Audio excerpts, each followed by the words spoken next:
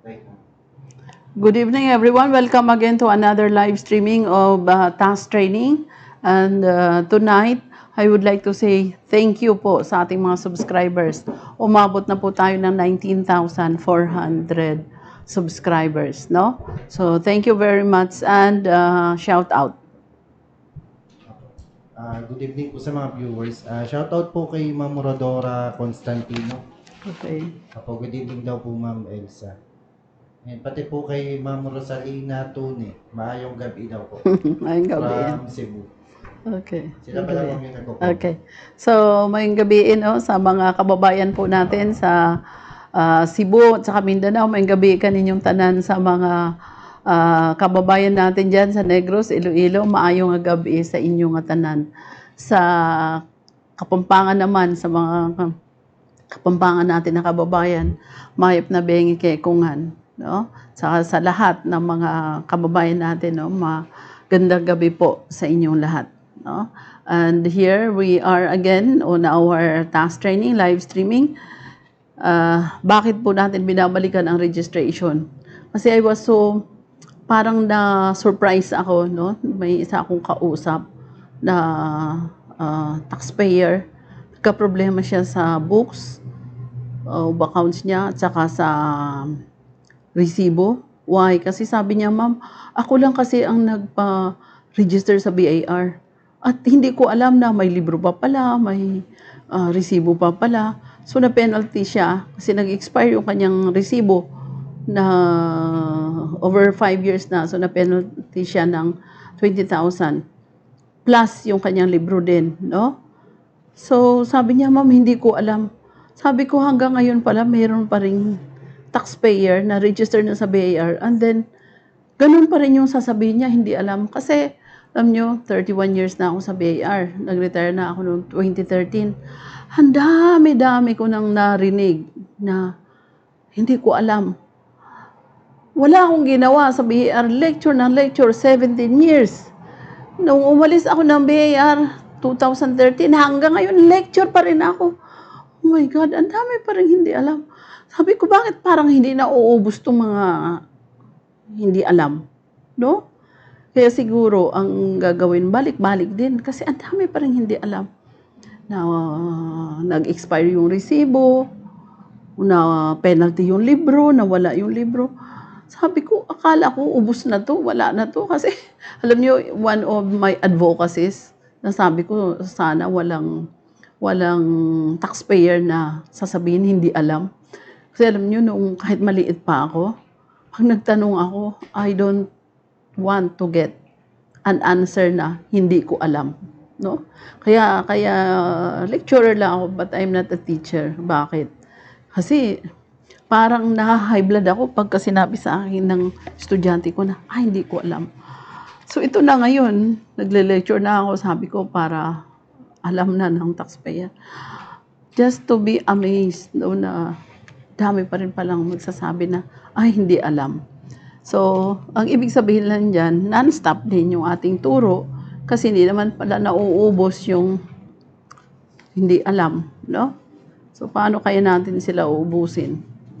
Ito na nga, nag-YouTube live na tayo, lahat na, para ang daming nare-reach out.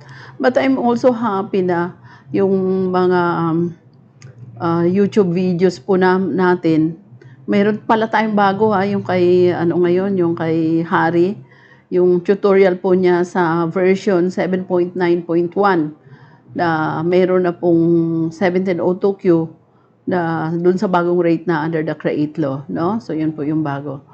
So, I'm happy also na yung mga videos natin, more than 246, no? At sa ranking daw sa YouTube, nasa 846 tayo, no? Ayun, iba kumikita ng milyon-milyon tayo, kumikita ng sinta-sintabo, pero okay lang po yun, no? Kasi ang ano naman natin dito is, kung baga, nakaka-reach out din tayo ng mga client, and at the same time nakaka-reach out po tayo ng mga YouTubers natin na talagang gustong matuto, no? And ito na nga, so may mga realizations ako na kaya pala parang minsan, so tama lang din pala yun na minsan sabi ko, na-cover ko na yata lahat ng topics, ayoko na. Tama na yun. Anyway, may video naman, so pabalik-balik na lang. So, hindi pa rin pala sapat, no? Kaya, para din sa realization ko, non-stop pala talaga itong lecture. Non-stop din pala talaga itong training. Kasi as long as mayroon pang taxpayer na magsasabing hindi alam, wala, non-stop din yung ating turo ng turo, no? Kasi meron pa rin tayong stakeholder, eh, no? Kasi kung marunong na lahat, hindi na nila papansinin yung ating YouTube channel. So, tuloy po tayo. And our topic for tonight, no, aside from we will answer question and answer, mag-entertain tayo, meron muna tayong pasakalye po doon sa registration. No? Kasi last time, doon na tayo sa BIR registration requirements.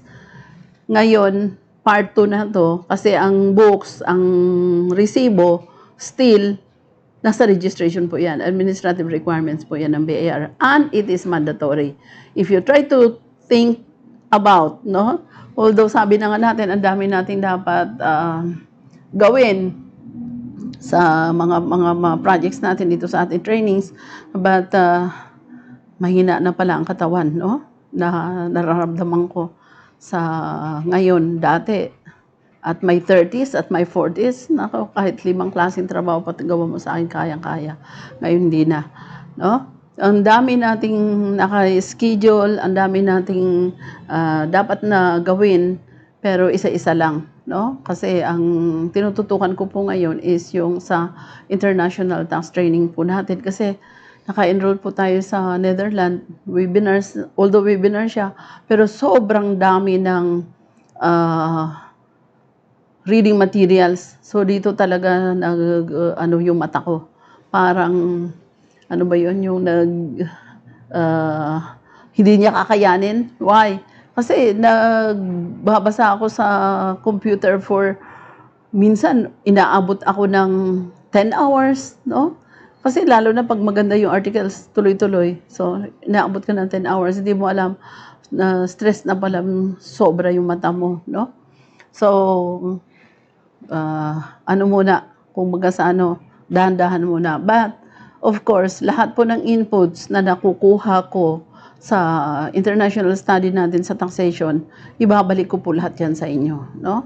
Kasi hindi po ako maramot sa kaalaman. At ang gusto ko pa nga, aral ng aral para ma-share sa iba, no? So, let's go back to registration because nga na-shock nga ako na sabi ko meron pa pala na ganito na penalty kasi hindi alam na may libro, hindi alam na may resibo, no? So, balikan po natin tonight yung mga administrative requirements po ng BIR, lalo-lalo na po sa registration, no? So, umpisa, pag kayo po ay may practice of profession or may business at kukuha muna kayo ng DTI para doon sa business name. By the way po, regulated po talaga ang business name ngayon.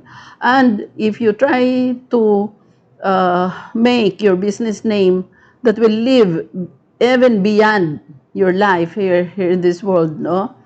Kung talaga inisip nyo na pang long term, pang long range planning po yung negosyo ninyo, ang suggestion ko na you register your business name sa IPO or sa Intellectual Property Office so that protected po siya at hindi magamit ng iba. Why? Kasi if you stick on the DTI name na ibibigay sa inyo po ng Domestic Trade and Industry, 5 years lang po ang duration yan. After that, hindi na ibibigay sa inyo yan. No?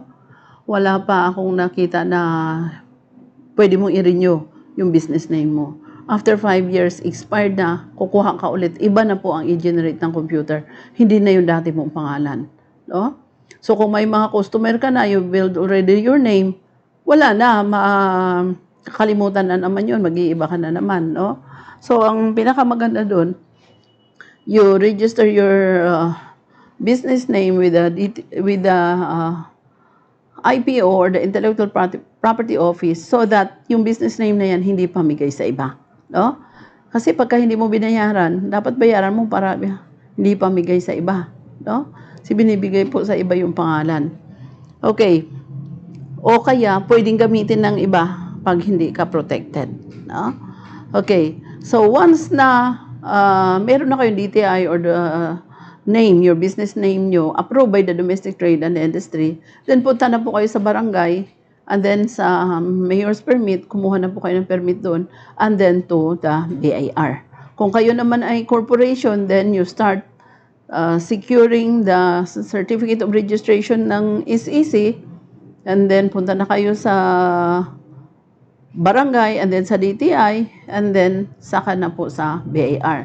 And once nagpa-register na po kayo sa BIR, you fill up BIR Form 1905 at magbayad po kayo ng 0605 na 500 no, sa bangko. Yun po yung registration fee natin. Bibigyan na kayo ng BIR ng Certificate of Registration. No? Although madilim lang po siya, pero papakita ko sa inyo, ang Certificate of Registration po, isang page lang yan. No? But in the page na ibibigay po sa inyo, bago na itong format ng COR ng BIR. Kasi dati, ang nakalagay dyan, pangalan lang, address, tapos yung mga tax types, at saka yung activities. Ngayon, iba na. No? Very specific na siya, at saka punong-puno na.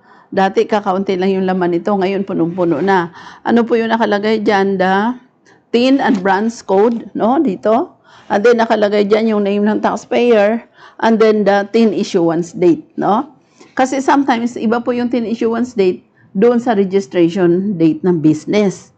Bakit? Iba yung TIN issuance date.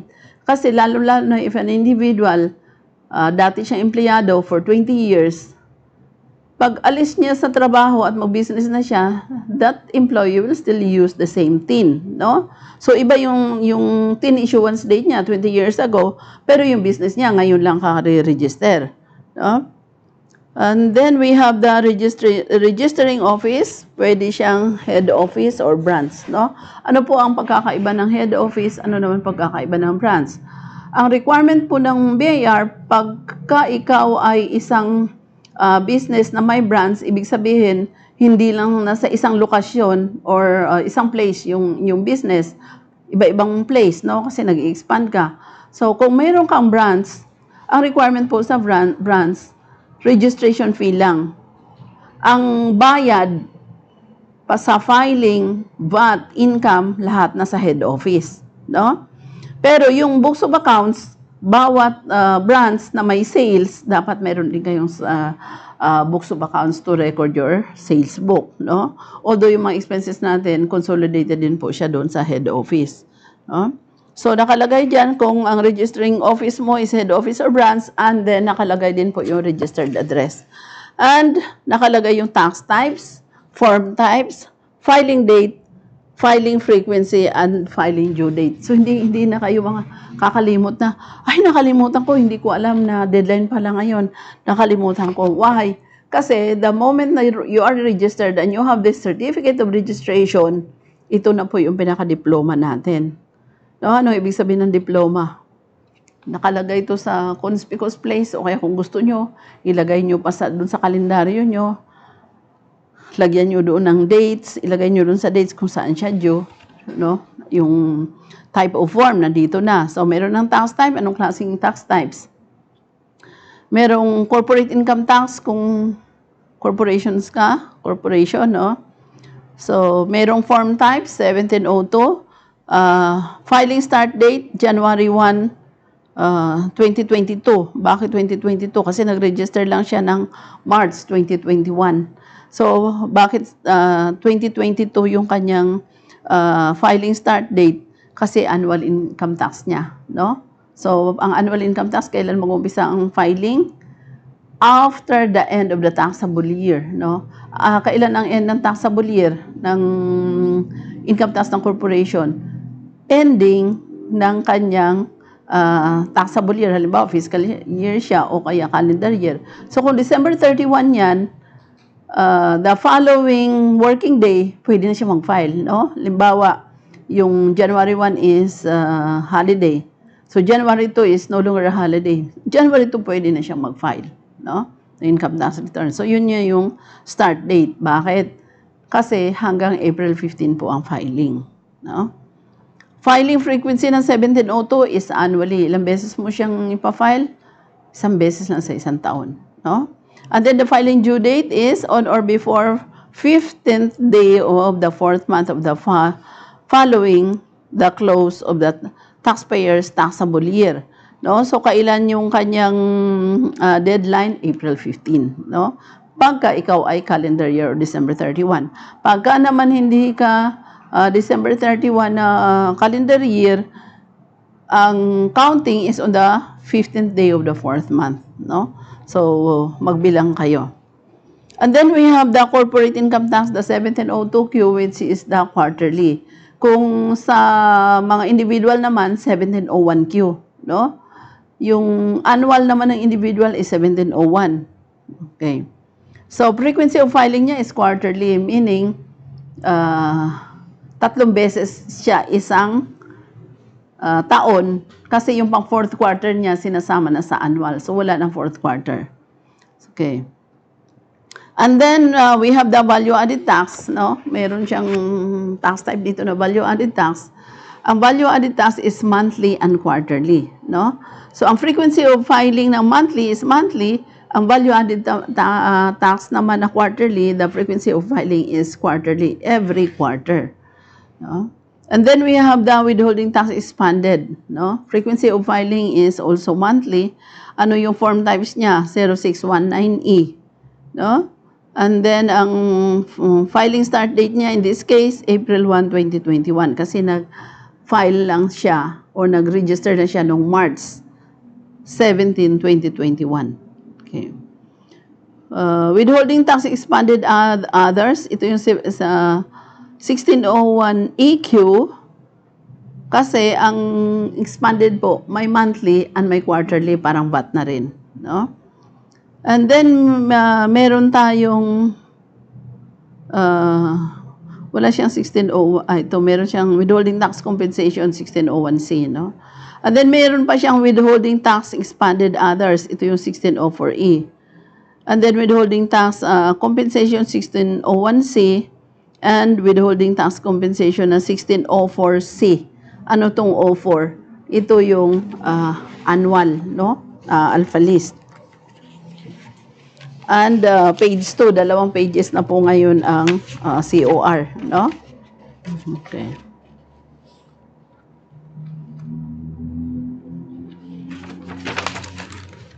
Okay. So, ito yung second page niya, no? Ang dami din.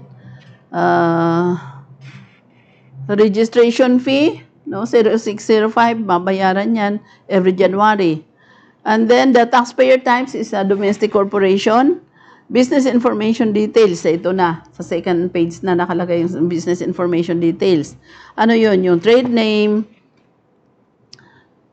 kung anong klaseng trade name niya, no? Anong gagawin nyo pagka tinanong sa inyo yung trade name? Kopyahin ninyo yung kung ano nakalagay doon sa DTI nyo or sa domestic trade and industry na certificate ninyo.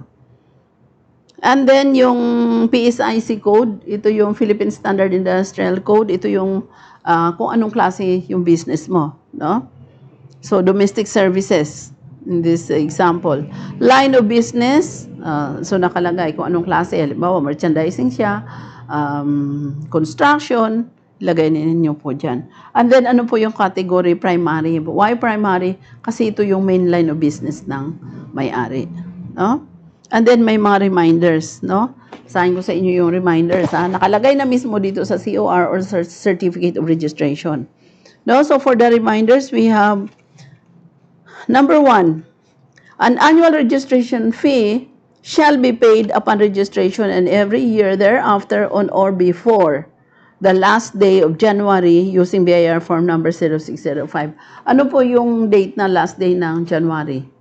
January 31, no? So, yun po yung deadline ng 0605 na payment natin na 500 na registration fee. And then we have the filing of required tax returns to conform with the above tax types, whether with or without business operation to avoid penalties. Bakit filing of tax returns, whether may operation o wala, to avoid open cases? No? At pag may open cases na po tayo, may nakiligtaan tayo, hindi natin na-file, wag na po tayong dumaan sa fixer. Why? Kasi kukunin lang yung pera mo, pero hindi pa rin i-close yung open cases mo. Why? Because open cases can only be closed through payment. Pag walang payment, hindi magkuklose po ang computer, na sa system po yan. No? Ang dami na po nangyaring ganyan, no? Nagbigay ng pera sa kunwari, mga fixer, o kaya sasabihin nila na taga BIR din sila, magbibigay ng pera doon, kami nang bahala. So, anong nangyari? Taxpayer ang kawawa. Bakit? Kasi pagbalik niya, o sige, wala na to, wala na. Pagbalik na naman, nandyan na naman, no? Kasi hindi po yan nawawala ang open case, not unless nabayaran nyo. Because there is no manual closure ng open cases, no? System yan. At kailan lang magko-close ang system ng open case? Pag meron siya na-receive na payment, no? Okay. Number 3, for new business registrants, application for registration of manual books of accounts shall be before the deadline. Kaya may mga sample po ako dito ng mga books of accounts, no? Ito po yung mga books of accounts natin. Discuss din natin ito mamaya. For new business registrants, application for registration of manual books of accounts, no, shall be before the deadline for filing of the initial quarterly income tax return or annual income tax return, whichever comes earlier from the date of registration, no? Pero ano talaga yung dapat? Dapat from the date of registration, during the registration, nagpa-register ka ng books of accounts. So, bago maubos yung libro mo, magpatatak ka na, no? At ako, ang advice ko talaga sa mga client na magpatatak na ng libro bago pa maubos yung libro nyo na existing, no? At para sa akin, mas maganda na mag-maintain ka ng books of accounts every taxable year. Hindi yung nag-overlapping sila. Kasi bakit? May mga attachment ito ang libro. No? So kung labo-labo yung isang one taxable period nyo at na-audit yung isa, nandito pa nakakabit sa existing books mo. So kayo din ang mahihirapan kasi kukunin ng examiner yung libro nyo, pero ginagamit nyo pa. No? So mahirapan kayo. So anong maganda? Every one taxable year, nakabukod yung books of accounts natin. Okay. For new business registrants, application for registration of manual books of accounts shall be before the deadline for filing of the initial quarterly income tax return or annual income tax return, whichever comes earlier from the date of registration. Registration of new set of manual books of accounts shall be before its use. No? So, itong pagpa-register, pagpatatakbo ng libro, bago gamitin, dapat patatak na. Hindi yung ginamit muna bago tatak. For self-employed individual whose gross sales or receipts and other non-operating income does not exceed 3 million and who opted to avail of the 8% income tax rate, the tax type percentage tax shall not be reflected in the certificate of registration. However, at the start of its taxable year, such CSEI shall be automatically subjected to graduated income tax rate and required to file quarterly percentage tax return, no? BIR form number 2551Q, and option to replace the COR to reflect PT unless qualified and opted to avail of the 8% income tax rate annually. Ano po itong 8% tax rate? This is an option rate, no? Instead of claiming an itemized deduction, should just claim excuse me excuse me excuse me.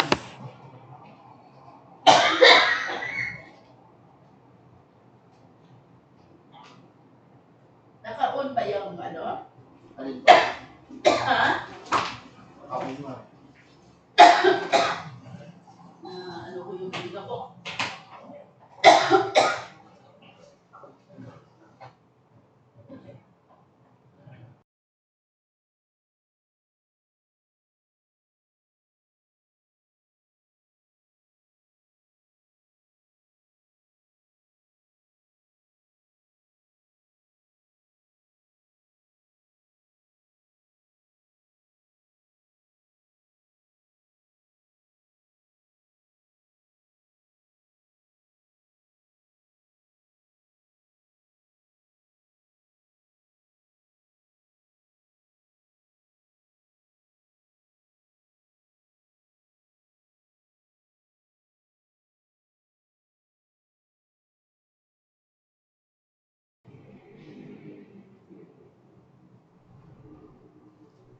Hello, good evening po ulit sa lahat. Shoutout po kay Wanang Masikap. Good evening po. And good evening din po kay Sir June Sarmiento. And good evening din po kay Jeff. Pati po kay Sir Ran Salazar. Shoutout din po kay Miss J. And kay Ma'am Darlene. Shoutout din po kay Ma'am Miss Cupcake Confections. And kay Ma'am Rowena Texera. And shoutout din po kay Jules Prince. Good PM po sa inyo. And magandang gabi din po sa inyo, Miss Cha. And kay Ma'am Ami Oclarit, good evening din po sa inyo. So, good evening din po kay Ma'am Hilda Rodriguez. Good evening po sa inyo. Good evening din po sa inyo, Juju Lemit.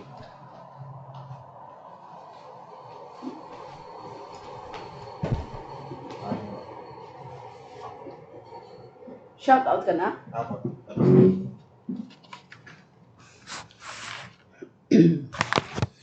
Ilan yung viewers natin? 22. Okay. Napasarap kalimutan yung aircon diretso sa bunganga natin, no? Pasensya na po.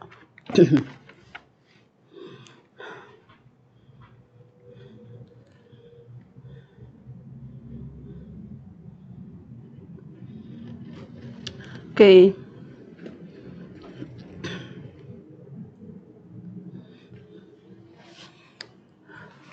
So, wag po ninyong kalimutan yung inyong certificate of registration pag uwi na ng bahay, no? Dapat dala-dala nyo to because this is your guide. May mga questions na ba? Meron na po. Oh, sige. Sagutin muna natin yung question nila before tayo magpaalahala po sa registration. Okay. Ito ang galing po kay Ran Salazar. Okay. Paano daw po mag-fill up nung BIR Form 2000? Okay. Sige, meron tayong Form 2000 dito. Yung Form 2000 po, dalawang klase po yan. Para po yan sa documentary stamp tax, no? May isang form dyan na OT, BIR Form 2000 OT. Yan yung para sa one-time. One-time transaction. Ano po itong mga one-time transaction na tinatawag natin? Ito yung doc stamp sa capital gains, no? Sa mga sale of shares of stocks. One-time po ang tawag dyan. Yung BIR Form 2000 na walang OT, yan yung regular or ordinary na doc stamps, no? So, ano yung mga babayaran mo dyan? Excuse me. Yung mga iba-ibang klaseng doc stamps.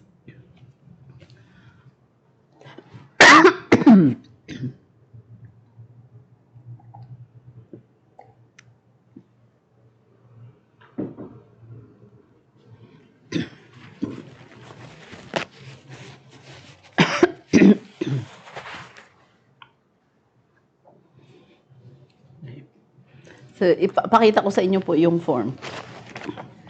BIR Form 2000. 111. So, ang tanong nyo kasi is, paano mag-fill up? Okay.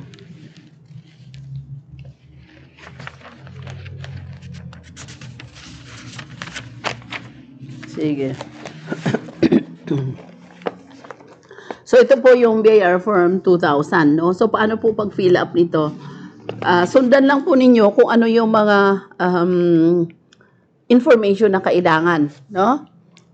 So, nakalagay dito sa line number 1, for the month of, no? So, for the month of, lagay nyo dyan, kung halimbawa, for the month of April. Pero yung for the month of April po, late na siya. Why?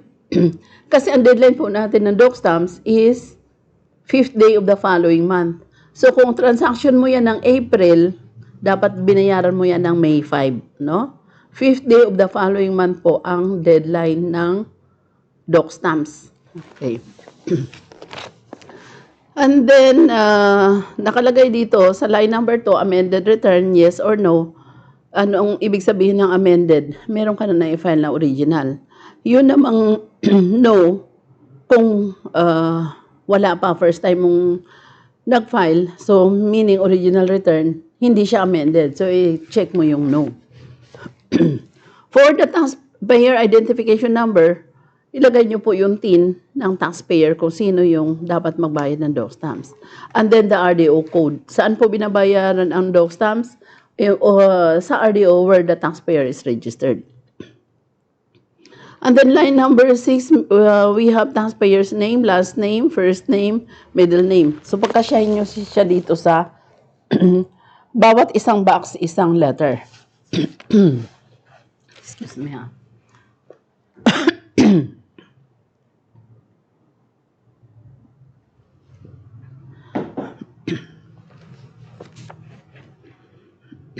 Okay.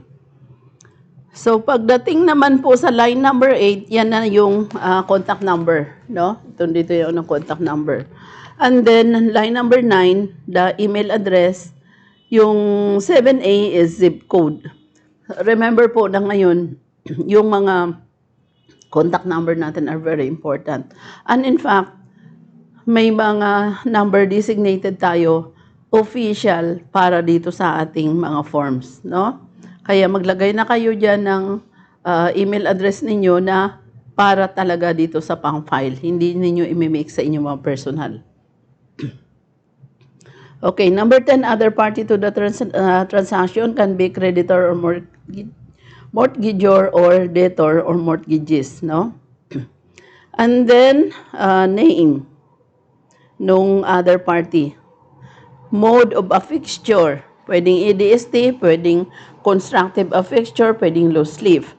Ano yung loose stamp?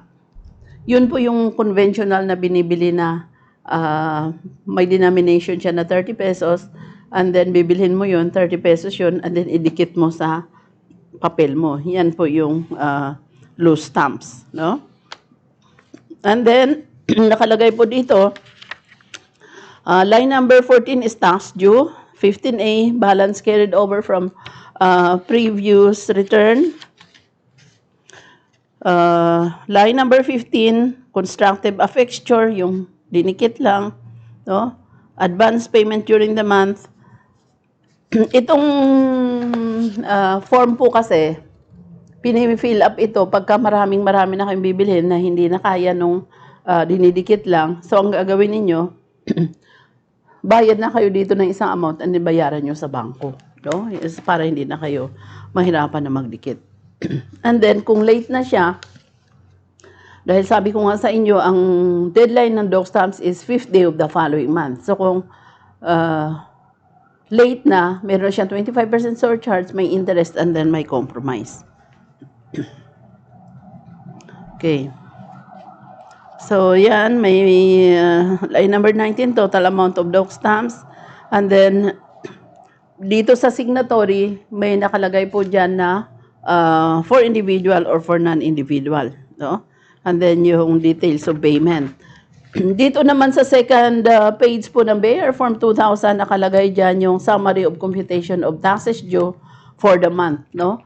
Kasi yung iba, regular na nilang tax type ang dog stamps. So, meron silang mga computation during the month, no? So, pwede din po ninyong ilagay dito yung tax base and then the tax due, no? And then, summary of constructive affixture for the month. Summary of DST payment or purchases for the month. And then, the Schedule 4, summary of remittance from collection on sale of loose dog stamps. Kung nagbebenta kayo ng dog stamps, no? And then, dito sa mga documentary stamp tax, using this BIR Form 2000, nandito po yung alphanumeric tax code natin. So, kung meron tayong documents or transactions na nakalagay dito, piliin po ninyo kung anong klase transactions meron kayo, and then yan po yung ilalagay ninyo na alphanumeric tax code. No? So, kagaya dito sa original issue of shares of stocks, no? Ang alphanumeric tax code niya is DS101, 2 pesos for every 200. Ang kagandahan lang po sa form, kasi aside from meron na siyang alphanumeric tax code, meron pa siyang nature ng transaction or ng documents and transactions, and then meron pa siyang tax rate, no? Kaya very helpful po yung guide at madali lang. So kung mahirapan kayo mag-fill up ng form ng doc stamps, sundan lang po ninyo yung may mga puti na boxes, no? And then kung ano yung kailangan niya na information ilagay nyo. But if there are information na hindi naman related sa inyo, then lagyan nyo na lang po na not applicable. No? Okay. Next. Next, ma'am. Sabi po ni Jeff, may client po kami na ganyan na nag-register sa BIR. Wala siyang kaalam-alam, wala siyang resibo at books. Wawa naman, oh. Tapos, May client daw siya na ganun. so, sobrang kawawa po. Bakit? Pero mo yung open case niya. No? Tapos, meron pa na iba na nakakuha naman ng resibo, nakakuha naman ng libro, pero pagdating sa bahay, pinalaruan lang sa mga anak yung libro at saka yung resibo. Tapos nung hinanap na sa kanya, ay wala na kasi po nilaro ng mga anak ko, no? Those are accountable form, no? Kaya please lang yung ating mga clients o kaya tayo mismo, isipin natin na yung pinapasukan natin na isang bagay, hindi yan ano ba yung toy kingdom, no? Na pagdating doon yung mga official documents mo, gawing laruan ng mga bata, hindi po yan ganyan. Because you will be penalized. May gastos yan. May bayad. Okay. Next. Ito, galing po kay Darlene. Okay. Ma'am, pwede po magtanong regarding sa 1702Q. Ang business ko po ay VAT, retail sales of hardware, Okay. paints and glasses. Okay. Lang ma'am, putol kasi. So, New business lang po. Ma'am, saan po ako mag-encode? And pwede ko bang babaan yung percentage tax rate ko? Anong rate po? kung VAT siya, hindi na po nabababa niyan, fixed yan. Kahit percentage naman, isang lang po ang rate. Pagka-VAT kasi, o kaya percentage tax, ang tawag po dyan, business tax, no? Isa lang po yung rate niyan. Hindi po yan pwedeng nabababaan. Sa VAT, yung masabi natin na pwede mong babaan, yung payable mo. Why? Kasi kung halimbawa sa VAT, meron kang sales, subject to 12% VAT yan. Tapos meron ka naman ngayon na purchases. So anong gagawin mo para mababaan mo yung VAT payable mo? Damihan mo yung purchases mo. No? Yung purchases mo na may resibo, entitled ka doon ng 12% sa mga purchases mo, ibawas mo doon sa 12% na VAT mo para kakaunti na lang yung VAT payable mo. That is the legal way po na babaan yung payment mo. Kasi pag wala kang input, mataas talaga yung babayaran po ninyo sa VAT. No? Pagdating naman po sa percentage tax, yung kung halimbawa hindi ka naman VAT, pagdating doon sa percentage tax, fixed na rin po yun. Yung 3%, hindi po yan nabababaan. Okay. Next. Sabi niyo ma'am, yung regarding daw sa 1702Q. Oh. Sa 1702Q niya ma'am. Sige. Anong question niya? Kung saan daw siya mag-encode. Pakita mo. Diyan. Sa anong encode niya? Yung payment o kaya yung mga amount? Oh. May column po diyan. So, tingnan natin tingnan natin. 1701Q? 02 ma'am. 1702Q. Sige. So, corporation siya. Tama lang kasi hardware siya eh. Kung anong rate daw niya ma'am. Sa bago na po. Kasi di ba ano kayo, 1702, tinamaan kayo ng create law. Bumaba ang rate ng corporation. So, ang bagong rate po ngayon sa 1702Q, kung income ninyo during the year, hindi aabot ng 5 million, 20% po kayo. Pero kung more than 5 million na, nasa 25% po kayo, no? O kaya yung assets ninyo is 100 million and above, no? Excluding the land. Qualify din po kayo doon sa 20% rate. Kasi in excess of that, 25% na po yung rate. And then yung accumulated MCIT natin, minimum corporate income tax natin is 1% na lang, hindi na 2%. Saan yan ini-impose? Doon sa gross profit. No? So, sales less cost of sales equals gross profit. Multiply mo yan by 1%. Initially, yun ang dapat mong bayaran.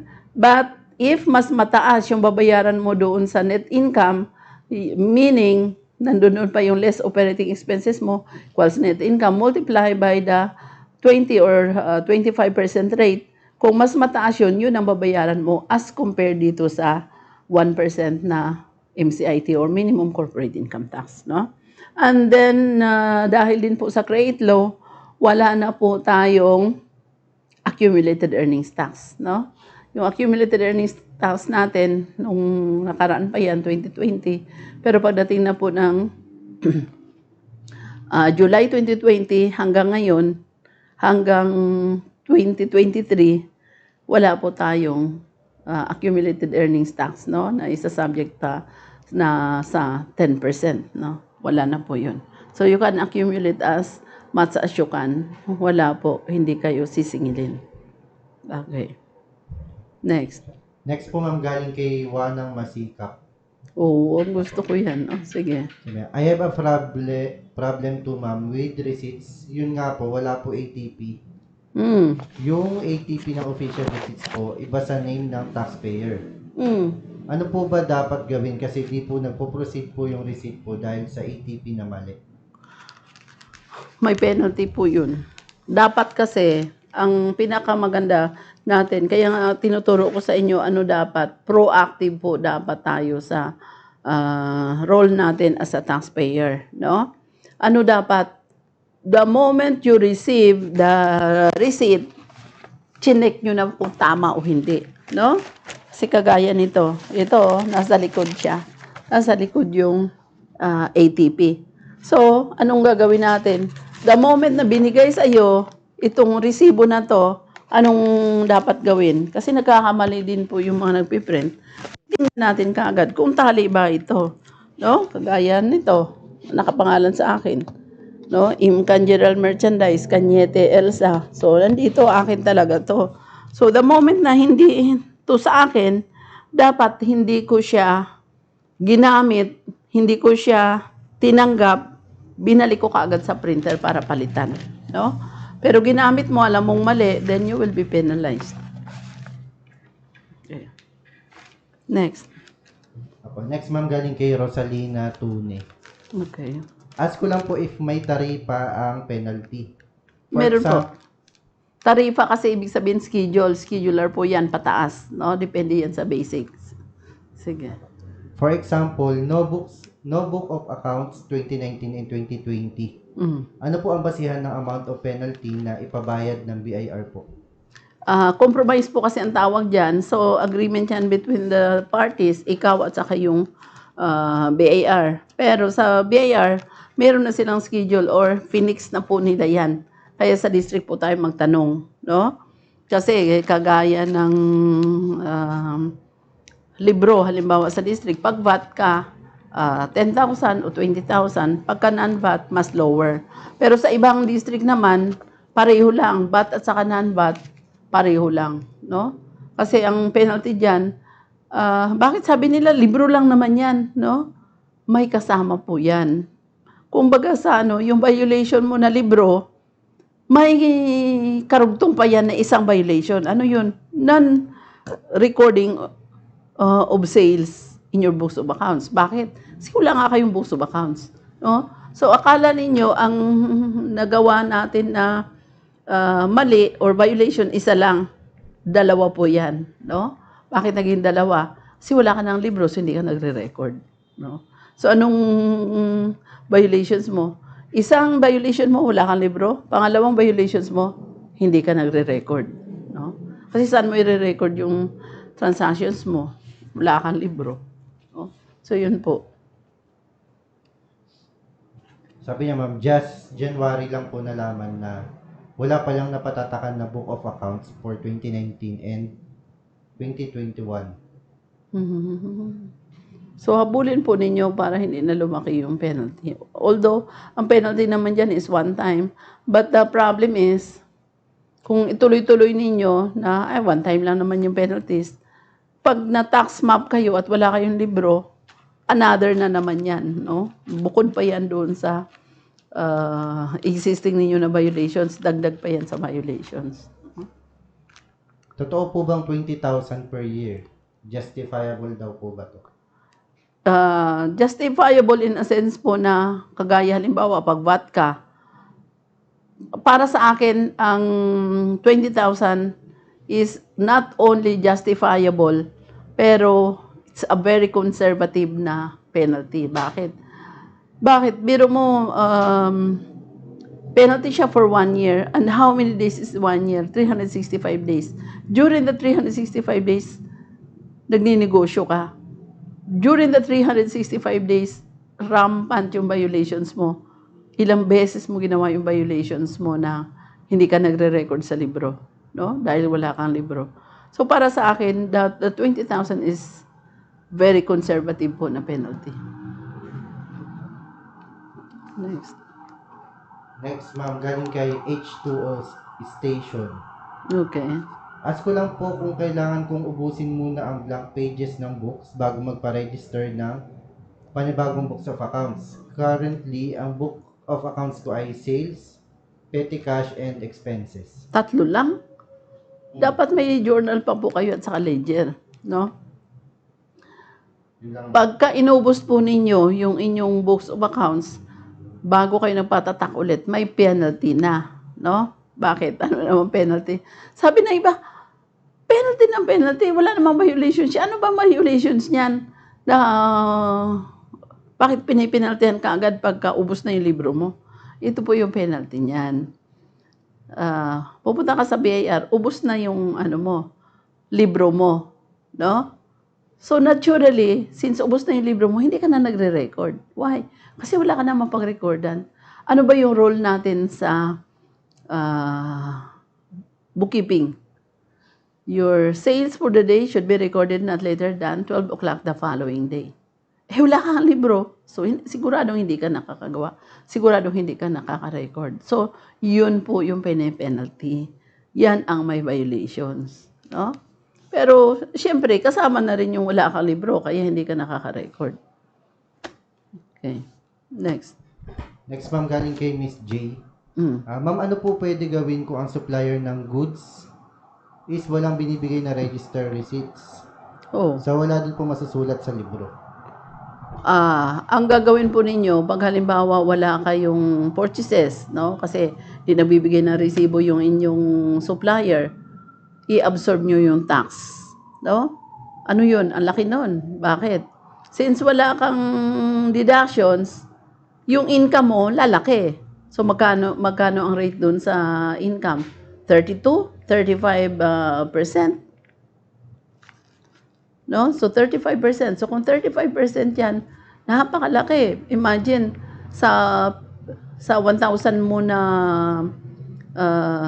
income, 350 doon para sa gobyerno. 650 na lang yung sa iyo, no? So napakalaki, 35% yung tax doon, no?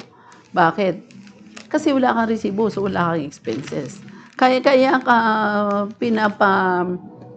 produce ng resibo so that you can claim it as an expense, mababawasan yung income mo, liliit yung income tax mo, no? So anong mangyayari pagka wala kang resibo? Lalaki yung income mo, lalaki yung babayaran mo income tax. Okay. Next. Non-VAT daw, ma'am. Non-VAT. Pareho lang din po eh. Pagdating sa income, ganun pa rin ang requirements natin that you are going to pagpo-produce kayo ng mga resibo, para i-support nyo po doon sa inyong mga expenses. No? Okay, next. Wala na pong tanong. Okay? So, magwa 1 hour pa lang tayo, pero okay lang, no? Kasi ituloy ko lang yung aking reminder pagdating po sa books of accounts, no? Pag kayo ang nagpa-register dahil sabi ng iba, wala naman po kami pambayad ng accountant dahil maliit lang kami. Sige.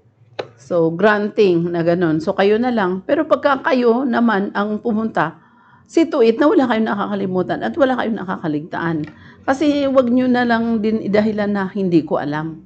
O, kasi nandun na rin lang naman kayo, alamin nyo na. No? Okay. Pagka nagpa-register kayo ng business nyo at saka non-VAT, ano ba ang non-VAT? Yung hindi aabot na, lalagpas ng 3 million yung sales mo in a year. No? So, yung iba, ang libro nila, 2 lang, 3 lang. No? Pagka non-VAT kayo, ito na yung pinaka-standard ninyo na resibo, na libro 4. No? Ano itong mga 4 na libro? Ito yung ledger, no? May ledger tayo. Meron tayong journal, no? Ito yung journal. Meron tayong columnar, no? Columnar book para sa cash receipt. And then meron tayong columnar book for the cash disbursement. No? So yun na po yung pinaka-ideal pag kayo ay non-VAT. No? Kasi yung sabi ng iba, ma'am, binigyan kami ng BIR, 2 lang. Kayo na mismo ang bumili at magpatatak. No? Hindi naman yan sila magrereklamo. Why? Kasi at least na ilagay na natin doon sa standard, nalagay na natin doon sa tama, na hindi magkakagulo yung mga records mo kasi kompleto ka, meron kang journal, meron kang ledger, may cash receipt, may cash disbursement. Pag kayo naman po ay VAT registered person, 6 po yung libro nyo. Why 6? Kasi aside from the journal, ledger, at saka yung cash receipt, cash disbursement, meron pa kayong extra 2 libro na yun yung summary list of sales and purchases nyo. Kaya 6 yan. So, wag din kayong papayag o kaya uuwi sa bahay na, sabi naman ng mga tao doon o kaya ng BIR, pwede ng 4 lang na resibo. Mahihirapan po kayo doon. Lalo-lalo na ba't kayo may mga subsidiary sales book, may subsidiary purchase. And once naka-register na kayo at meron na kayong libro, wag na wag kalimutan po yung resibo. No? Yung resibo natin, 2 lang. Isang official receipt for the sale of services. Pagka ikaw ay nagbibenta ng services, consultant ka, o kaya doktor ka, o kaya artist ka. So, ang gamitin mo is official receipt pagka nagresibo ka doon sa mga customer mo. Ikaw naman ay isang sale of goods or merchandising or manufacturing, nagbebenta ka ng mga goods. Ano naman po yung gamitin nyo? Itong sales invoice, no? So, yung sales invoice, kompleto siya. Meron siyang sold to, kung sino yung customer mo. Meron siyang TIN ng customer. And then the address, nakalagay din dito yung senior citizen, no? At saka yung person with disability. And then we have the date and then the terms, no? And then meron quantity, unit. Bakit? Kasi goods nga ito eh. And then may articles, the unit price, the amount. And then pagdating po dito sa baba, may breakdown ng ating sales, no? Pagka nagbenta tayo na may VAT, total sales na VAT inclusive, tanggalin mo yung VAT equals the amount net of VAT, no?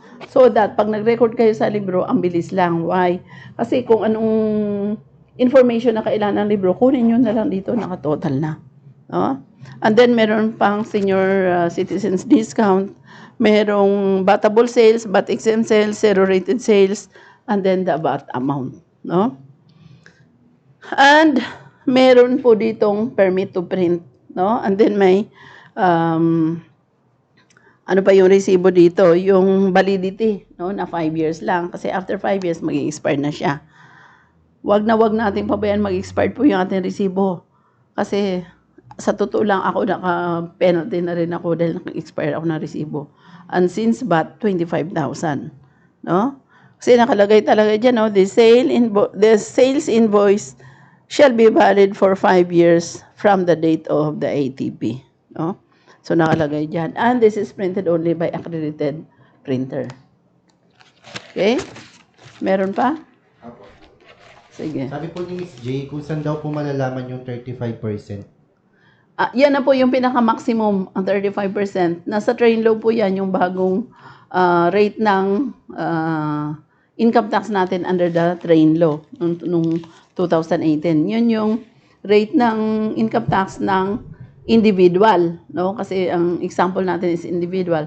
Pero kung corporation at 2020-2021, 20% na lang pagka 5 million and below lang yung income. Pagka more than 25%. No? Yun po yung bagong rate under the CREATE law naman. Okay. Sabi rin po ni Miss J, opted OSD po and may percentage tax. Pwede Okay. pa rin nagamit sa taxes and licenses. Meron na po kasi kayong optional standard deduction, no? So, pag optional standard deduction, hindi nyo na pwedeng gamitin yun na taxes and licenses kasi hindi na kayo pwede dun sa itemized, no? Pagka sinabi mo kasi na optional standard deduction, flat rate na lang yun na 40%. Kasi 40% po yung optional standard deductions natin. So, 60% ng income mo is taxable. So, hindi na kailangan na mag-claim ka pa ng taxes and licenses kasi na-absorb na siya doon sa 40% ng optional standard deductions. Sabi niya ma'am, sole proprietor daw. Opo, sole proprietor. Kasi ang corporation or individual, pwede po silang mag-avail ng optional standard deduction na 40%. Magkaiba lang sila ng base. No? Kasi ang basis ng 40% optional standard deduction for single proprietor or individual is sales, no? Samantalang pagka-corporation, sales less cost of sales or the gross profit po yung base ng optional standard deduction, no? Nasa gross profit. Kasi tanggalin mo muna yung cost of sales bago mo i-multiply doon sa rate, no, ng income tax. Okay. Ito, galing kay H2O Okay. station. Water refilling station po ang business. Last 20 Services po yan, ang mga classification yan. Last 2017 po ako umattend ng BIR training. Yung 3 books na yun lang po ang nasabing gagamitin. Okay. Kailan po na i-add yung journal at ledger? Yep. Penalize po ba ako nun? Hindi po kayo ma-penalize kasi may books naman kayo na mini-maintain. No, ipakita nyo lang yung books mo na 3 na may tatak and then sabihin mo na gusto mo magdagdag ng pang-4. No? Hindi naman po kayo ma-penalize kasi mayroon naman kayong compliance. Next. Galing po kay Miss J, kung paano po paglagay nun sa books yung mga supplies? Yung sa supplies. Meron po tayong tutorial videos dyan on how to record in your books of accounts yung journal and ledger, no? May mga sample po tayo dyan. Halimbawa, may mga resibo ka. Paano mo i-record yung resibo na yan doon sa books of accounts? No? Actually, yung mga videos natin on recording, yun yung napapansin ko na maraming nanonood. So, ang ibig sabihin lang yan, ang dami din talagang nangangailangan ng tamang pagre-record sa books of accounts. Galing po kay Ma'am Rosalina. Okay. Another tanong daw po ma'am, what will happen po sa non-VAT receipt transactions na na-record doon sa subsidiary purchase book? Ulitin mo nga. What will happen po sa non-VAT receipt transactions na na-record doon sa subsidiary purchase book? Nire-record po talaga yan. Kung mapapansin ninyo, kahit sa VAT returns, nandyan yung mga non-VAT na purchases. But that is only disclosure, no? Kasi walang effect yan pagdating po sa computation talaga ng VAT, no? Makakaroon na siya ng effect pagka nag-compute kayo ng pro ratio or i-prorate ninyo yung mga batable na mga inputs at saka yung hindi. No? May magkaroon na siya ng konting effect. Okay. Next ma'am, galing kay Sigsag Minded. Okay. Ma'am, professional at percentage, ano po i-record ko sa general journal? General journal. Kung meron ka ng cash receipt at saka cash disbursement, ang journal, no, ang general journal, ginagawa na lang nila na adjusting entries, no? Kaya yung journal, kahit sabihin mo na hindi naman ma'am linalagyan, very useful pa rin siya pagdating ng adjusting entries, no? Kahit po ba non-VAT, need pa rin magpasa ng alpha list?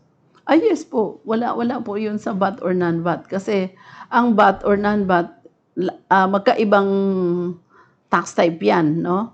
For the VAT, usually ang tax type niyan is VAT. For the non-VAT naman, usually ang tax type niyan is percentage tax. Okay. Apo, galing po kay Miss J. Dahil wala pong receipts ang supplies, ang pwede lang record sa books is rental. Sa Okay. kuryente at tubig, kasi yun lang ang may substantiated receipts. Tama po ba? Okay. So, yun lang po. Pero, itago nyo na rin yung mga resibo nyo kasi minsan, kakailangan nyo rin yun sa as proof na talagang na-incur nyo.